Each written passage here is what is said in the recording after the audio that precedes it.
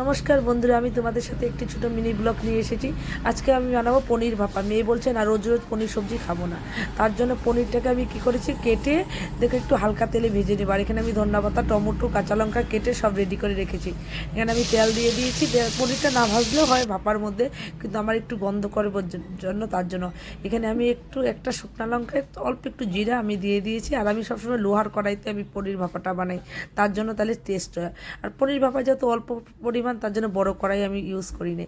আর আমি দিয়েছি শস্য পুস্ত বাটা, একটু আদা, জিরে, একটু হিং, টমেটো, কাঁচা তেল দিয়ে আমি মিক্সির মধ্যে আমি 10 মিনিট রেখে দিয়েছি মশলাটা করে। তারপরে দিয়ে আমি এখন টমেটোটা উঠে দিয়েছি। আমি একদম ভাজা ভাজা এত আমি কষাবো যেন একটা শস্যের গন্ধ, পুস্তর কাঁচা গন্ধ যেন না থাকে। আমি তো কী করি, একটু নাকের সামনে গিয়ে আমি দেখি গন্ধটা, মানে আমি দেখি, দেখো গন্ধটা শুনছি, যেন শস্যের কাঁচা গন্ধটা যেন না থাকে। আমি একদম ভালো মতন কষানি ভাজাবো।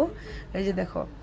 আর তোমরা যদি লাস্টে দিয়ে একটু ঘি বা বাটার যদি কেউ পছন্দ করে দিয়ে দিতে পারো। আমি দেখো সামান্য পরিমাণ মতন আমি জল, আমি মিক্সির যে মশলাটা আছে এটা দিয়ে জলটা দিয়েছি, তাহলে লস হয় না। কেন মশলাটা কেন লস করব।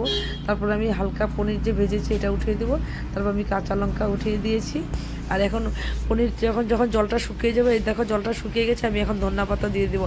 বিশ্বাস করো বন্ধুরা, একবার বানিয়ে খাও, অন্য দিন থেকে একটু হলে ভাত বেশি করে খাবে। আমার পনির ভাপা যদি ভালো লাগে, আমাকে যদি ভালো লেগে থাকে, প্লিজ সাবস্ক্রাইব করে দিও।